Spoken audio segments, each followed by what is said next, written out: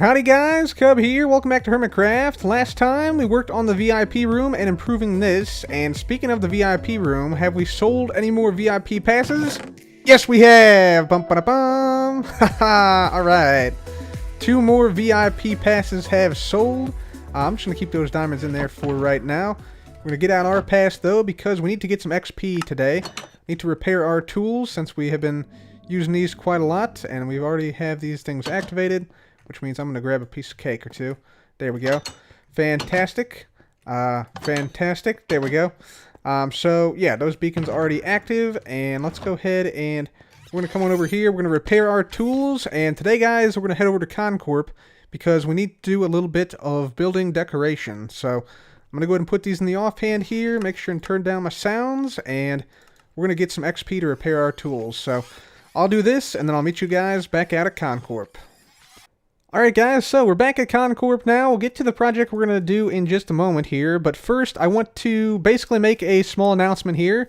Some of you guys probably have already heard this, but yeah, I just want to make sure that everybody has if you haven't heard about it yet.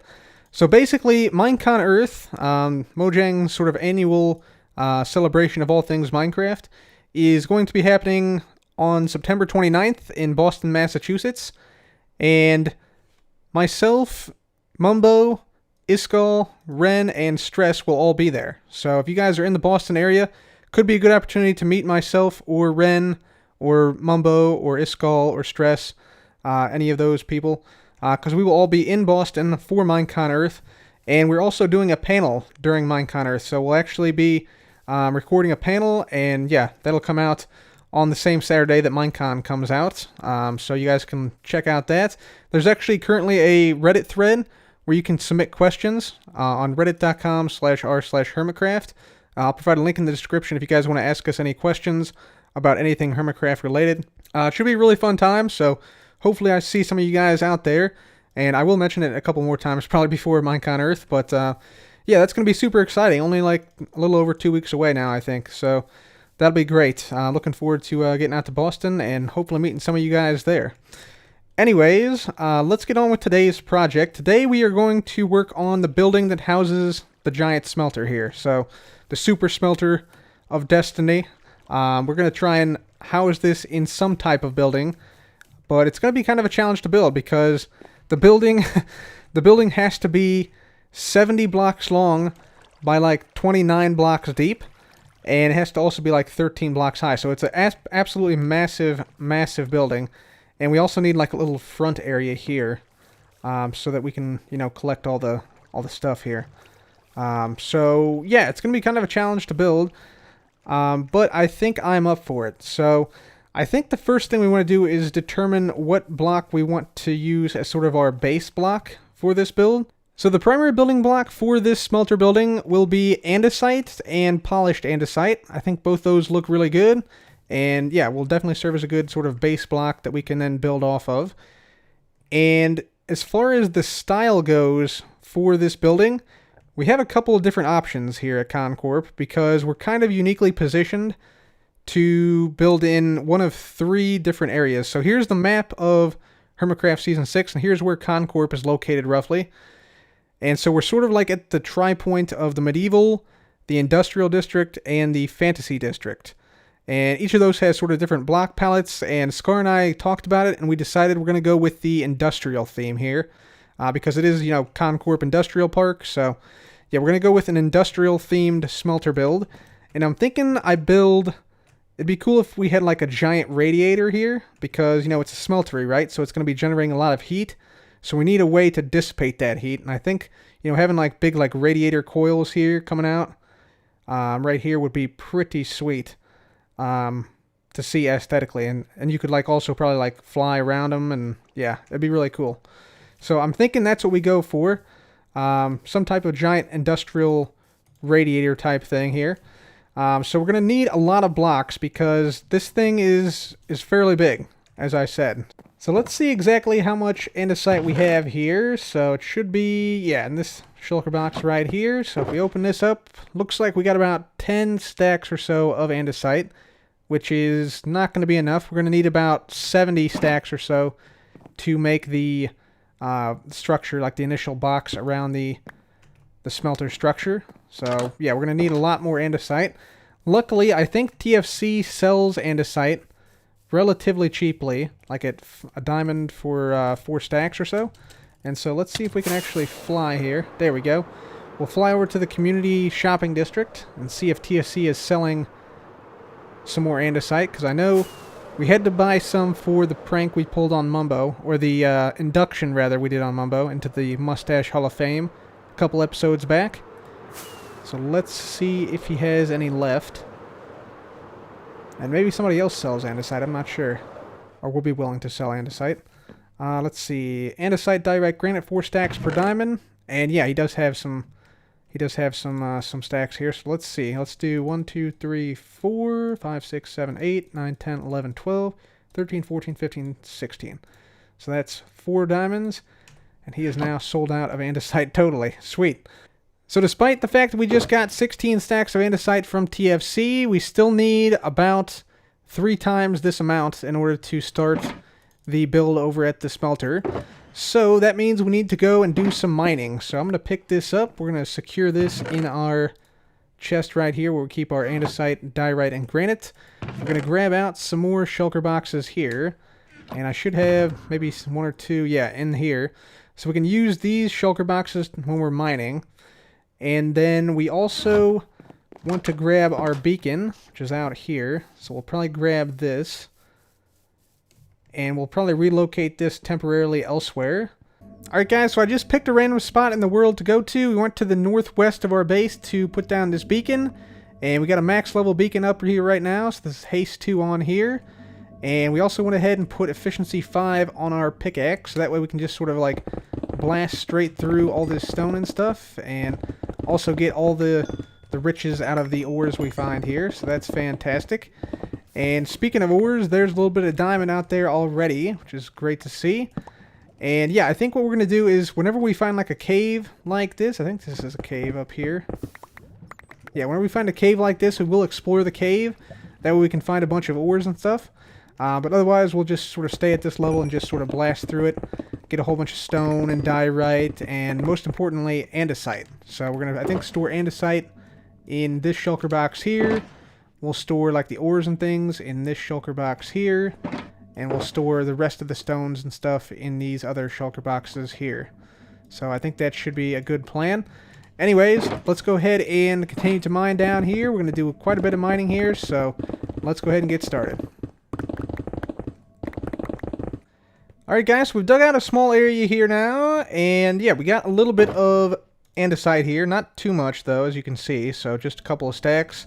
But we do have a lot of cobblestone, and we also have a decent amount of diorite. And of course, you can indeed craft andesite using diorite and cobblestone. So that's what we're going to do. We're going to do that a couple times here, just to sort of supplement our andesite production.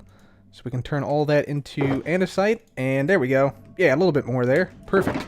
We'll get a little bit more diorite, and just do that again like so. So, fantastic. Yeah, that's an easy way to supplement andesite if you need a bunch of it. And then, of course, we'll just, you know, continue to separate it out. And we got a lot of diamonds and stuff, so that's good. We're getting some of that as well, along with some iron and some gold. Just separate this stuff out here, and then get back to mining. And I gotta say, this sound here, just totally tearing through here, one of the best sounds in the game. Definitely. One of the most fun things to do. You just totally blast right through all the stone. A lot of fun to do. Anyways, yeah, I'll keep mining here, keep getting this andesite, and I'll be back. Alright guys, so we're out here on Scar's Volcanic Island, which, by the way, take a look at this thing. Holy smokes. Might be spoilers also, potentially. I'm not sure when he's going to put this out, but he's going to give us some andesite. So we're going to trade him for some stone. So let me go ahead and grab this. I'm going to grab the stone, and yeah, pretty fair trade if you ask me. Andesite for stone. So ladies and gentlemen, with the exchange we just did with Scar, stone for some andesite, I think we might now have enough andesite to get this project done. So I'm just going to grab this, put this in here next to the other andesite box we have in here. And we still have the other box back at our base, so that's 3 boxes of andesite. Plus, we have some more cobblestone, and I think we have some diorite in here somewhere. Yeah, right here we have some diorite. So let's just grab this, turn this all into andesite here. That should give us a few more stacks. And we can add that to this shulker box, which will give us, yeah, about, what, 15 stacks or so in this shulker box. So I think that's going to be enough andesite for us. So we are going to pack this stuff up here. Here's all the sort of wealthy blocks, the ores and stuff we got here from this mining trip. So not too bad. 11 blocks of diamonds, a bunch of iron, a bunch of gold, some redstone, some coal, and of course some lapis lazuli. That's fantastic. We also got some other blocks here. A bunch of cobblestone, so we'll take all of this back to the base as well. Bunch of cobblestone here. And yeah, we'll just go ahead and pick all this stuff up, take it back to the base, and then start to build the smelter. Alright guys, so we're now at the smelter back at Con Corp, and we got all of our andesite here lined up, ready to go. And I think this will be enough to cover the whole building. Essentially what we're going to be doing is we're going to be making a andesite and polished andesite box around this whole structure. But first, before we do that, we have a couple of things to consider. Number one is the height of the build we have to consider. So we want to be able, and for any reason, to be able to come in here and do maintenance on this. For instance, like if somebody threw in a non-smeltable block, like let's say they threw in sandstone instead of sand, that would then get caught in the hoppers here, and it wouldn't smelt because sandstone is not smeltable. So we have to come in and manually remove that. So we need to basically maintenance access to this whole area at all times. And so we need to make it 2 blocks higher, the roof of this structure 2 blocks higher than the highest point, which I believe is this observer here on both sides. So this is at height level 75, so we have to make the roof at height level 78. So that's no big deal, we can do that. The other thing that I probably want to add before we put on a surrounding structure is a way to basically tell a player that we're low on fuel, so that, you know, they don't accidentally use the machine when the fuel is low. So in order to do that, we're going to have to make a comparator line coming out of this dropper here. So basically the whole system, if you throw in 36 stacks, uses 2.5 stacks of fuel per smelt job, so per 36 stacks. So we need to basically take a comparator signal out of this dropper here, and then essentially like bring it out this way, bring it down here, drop it down this way, and then we'll have probably a redstone lamp or something right here indicating low fuel. And it would probably also be a good idea to hook it up to this line here. Do I have... yeah. This line here, which can lock this piston. So we'll lock it if there's not enough fuel, so then people have to refuel it. I think that would be good, just in case somebody doesn't pay attention to the lamp when they're supposed to, but sometimes they don't. So we'll make it so that you can't use it if the lamp is on and the fuel is low. And the other thing is, with the fuel distribution, we want a way probably to distribute the fuel from a central location, because right now we have one fuel chest here, and the other fuel chest is 70 blocks away. It's so far away I can't even see it, even though it's part of the same structure. There it is. Yeah, it just popped in right there. So yeah, we have to figure out a way to get fuel to that chest and this chest, and distribute the fuel equally to both chests, which will then, you know, distribute the fuel into the droppers equally. So yeah, that's another challenge. I thought about using a water stream, but we'll probably just end up using hoppers because, yeah, basically, if water streams were to break here, it could be disastrous. Like, it could break a whole bunch of this redstone, and, yeah, all these, you know, minecarts and all these rails could be dislodged and swept away. It could be a very bad time. So I think we'll probably just use hoppers, but we'll probably put that fuel distribution chest somewhere in the front here, where everything is sort of centrally located. So yeah, I'll see if I can figure out something for that. Maybe we'll make like a second layer here in the front. That might be the way to go. And then just use like a hopper line that sort of zigzags to each one from a central chest. That might be the way to go. Anyways, I gotta go ahead and add that stuff in first before we build the structure around this. So let's go ahead and do that, and I'll be back. Alright guys, so we now have a fuel distribution method, and we also have a low fuel indicator lamp. So let me show you how this system is working now. So first of all, down this way, this is our fuel distribution line right here underneath of us. We have a chest where we can input items. So if I put in like a stack of dried kelp, or actually let's just put in a couple stacks here.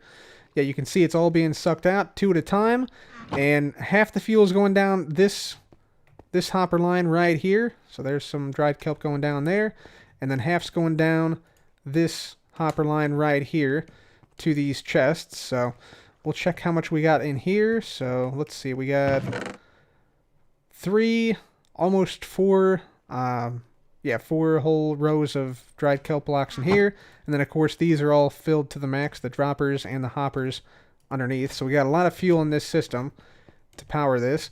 And then down here we should have about the same amount. Of course there are kelp blocks currently going into the chest, so it's probably going to be a little bit more. But it should be basically the same. Yeah, so three full rows, and then a 4th row is still filling out here. So that's fantastic. And of course all these droppers and hoppers are filled. And yeah, in case we ever get low on fuel here, we have a low fuel indicator line right here. So as long as this chest has some fuel in it, at a signal strength of 2, which is, I think, just like a couple stacks here, yeah, then this line will remain active, and the lamp down here will turn on. But if there's not enough fuel to run it, if there's the chest runs out of fuel, this lamp will turn off, and then this line here will turn on. So this line actually locks the system if we don't have enough fuel in that chest to run the smelter, and actually way before that. So yeah, it should be no problem there. And I think we're just going to have like a little access point somewhere in this first room here to get up to the chest to fuel the whole system. So yeah, that is the fuel distribution system for this smelter. So yeah, that should help us to never run out of fuel, and will prevent anybody who tries to use it when it's out of fuel from using it. So that's great. So with that, guys, I think we're now ready to go ahead and start to build the building here. Yeah, I think we're just going to go ahead and, like I said, do basically a box of andesite and polished andesite initially, and then we'll come through and decorate it and make it look like a radiator. So yeah, that's the next step now. We're going to go ahead and start to build the building, so let's do it. Alright guys, so here we have it. We got the walls of this thing up now. As you can see, they're made out of andesite and polished andesite. And yeah, they're just sort of mixed up a little bit to give it sort of like a textured feel. We also put in solid andesite on this middle portion and built up like a little bit of a structure here so we can't see the pistons or anything, or any of the redstone behind here. No obsidians visible or anything, so yeah, wanted to make that look decent. We also have some ladders going up on the sides. That is to the maintenance area, where we can put in some fuel here, and that will fuel the entire operation. And you can see we have the other walls up as well, so all the walls on the back, on the sides are all up, and so now we just have to do the roof area. I also had to make this 1 block taller than I was originally anticipating because of this pathway here. I wanted this pathway down so we could, you know, come in here and do some maintenance if needed. So that's why this is 1 block taller than it was going to be initially. And I'm thinking, like, this is going to be where we put the fuel in. It could be cool. I know a lot of you guys wanted to see windows in this, so we could watch the whole thing work as it's smelting stuff up. But yeah, unfortunately that's just not going to be possible. So instead, I think what I might do is, if there's room here, I think there is, we could put some glass down here and just have like an area where, you know, we could have people like observe the farm in action. Like maybe like from, let's say like here over could be like an observation area where you could like walk over all this redstone and we'll see the carts going back and forth up here. If you jumped up here quickly after putting in items to the smelter. That could be kind of cool, I think, because we will have a room down here that sort of sticks out, sort of defined by these dirt, these elevated dirt pillars here, those things. So this is all going to be maintenance room right here. So that is a definite possibility. We could add like a little second story up here to look down into the smelter. Could be kind of cool. So we'll see if I can work that in. There's not going to be a whole lot of room to do that, but there might be some. So yeah, let's go ahead and put on the roof now and continue on with this build. Okay guys, so we got some more progress made here. Let me show you what we've done. So if I can fly here, maybe not. There we go. Got it. So we got the roof done here. Put down some torches to prevent mobs spawning up here temporarily. while we're, you know, working on this whole farm here. So yeah, we actually had like the perfect amount of andesite to finish this roof. So we actually went through 3 shulker boxes full of andesite, and then we have this much left over. So we counted pretty much correctly, and we have, yeah, just enough to, or had just enough to finish the roof. And also this new room right here, which is sort of the front room, where we actually interact with the farm. So if we get in here, this is what this is looking like. So we got a polished diorite floor, which is, I find, a really good block for like a factory floor of any type, really. Because it just has, it almost has like a texture that looks just a little bit dirty, but not, you know, totally, you know, totally like gray or black. So yeah, it works pretty well for like a scuffed factory floor. And then we have some andesite we put in here. We got, of course, you know, the actual mechanism here. We got some maintenance tunnels down here, right there. That leads down just into the farm itself, or not into the farm itself, into the smelter itself, I should say. So if we ever need to investigate anything, we can come down here, or we also have another one on the opposite side right here. So yeah, that's what those lead to.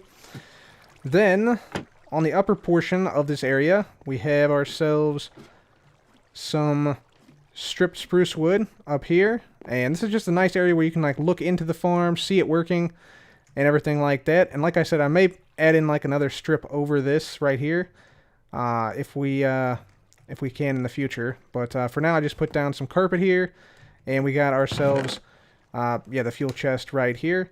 We can also just jump down like so from the top story. So that's that, and yeah, everything should be working well here. Yeah, lights are not activating for Jevin, it looks like. Unfortunately, we're having major problems with lag on Hermitcraft right now. In particular, the COD AI, like the fish, the actual mob COD, is causing like 90% CPU usage here on Hermitcraft. So hopefully that's a bug that Mojang fixes in a 1.13.2. And yeah, I'll provide a link to that bug in the description of this video so you guys can upvote it. That would be much appreciated. But yeah, it's kind of strange that the COD is doing that. The COD AI is doing that. But yeah, that is what it is, I guess. So anyways, yeah, I think we're pretty much done with the inside. I may change up the andesite here to another block, just because it's a lot of andesite in the middle here, right now at least. So yeah, we might change up the andesite here, but for sure I want to work on the outside first. So I'm thinking here on the outside, you know, it's a pretty plain building right now. It almost looks like a nondescript government building, like a undisclosed government secret facility or something right now, which isn't all that bad, but we want to make it a little bit more interesting. So we're going to put, I think, pillars on the side like every 3 blocks or maybe every 5 blocks. We'll have to like measure it out a little bit, but we'll put like pillars on the side here, mostly of probably like cracked stone brick, maybe some acacia in there, some acacia wood in there as well. So pillars on the side, and then we also want to add some coils above, and I'm thinking for the coils we want to make it like copper coils, I think would be kind of cool. So I'm thinking maybe something, I can't fly right now, so something like this, the acacia, stripped acacia logs. Something like these individually, and maybe with trapdoors on them, could work for the coils, I think, perhaps. So that is what we're going to try here. I think we're going to do the pillars first, and then we'll try the coils. So let me go ahead and get on that, and I'll be back. Ladies and gentlemen, welcome back, and as you can see, we've made a ton of progress here, so let's get into it. First of all, we've added this giant window here inside of the smelter area, which I think adds a lot, especially if you get up here. This is a very nice area now. Right here, looking out back onto Con Corp, you see the great Vex notes with the Infinity Gauntlets in the distance there, and yeah, you can see the burnt out house, the tree farm, and everything. So yeah, it's just a nice area now in this section. So yeah, everything in here is working fine. If we go on out to the outside, where we've done the majority of the work, though, you can see we've got the columns now down around this whole area here. So we went with some acacia wood right down here. We got some cracked stone brick in here, which I smelted up. It was awesome. I walked in here with like 15, 16 stacks. tossed it in here, and then in seconds got it out. So that's why it was easy to make the cracked stone bricks with the smelter. So yeah, the smelter contributing to its own structure. Pretty cool. We also put down some iron bars around here, which we actually need more iron. We're actually out of iron again. Luckily, iJevin has some iron for us, which we hopefully will see delivered in the next couple of days, so that shouldn't be a problem for very long. I also started to put down some cobblestone down here, but I'm not crazy about this. I'm thinking we might try like bricks, like brick stairs could be good down here, or perhaps like nether brick or something, or maybe even just stone stairs and stuff. So that is sort of subject to change here. And yeah, you can see we got all the columns down here. Like I said, we sort of ran out of the iron bars here in some spots. And then around the side here, on the sides we have sort of like this structure where it's, you know, sort of like a 2x2 supporting the very side. And then the same thing here, but again without the iron bars because we sort of ran out of iron. And then around all the other sides. So yeah, we got the columns done here. For the coils of the radiator, we got some acacia stripped wood right here. And these are, I think, 12 blocks or so tall. Can I actually... Nope, I can't actually make it. These are actually like 12 blocks tall or so. And yeah, we're going to have these sort of like all the way down to the other side right here. So it should be pretty cool to like fly through these things once we get them all up and going. So, you know, just fly right through them. It'll be kind of cool. And then we're going to have something in the middle here. Probably like a...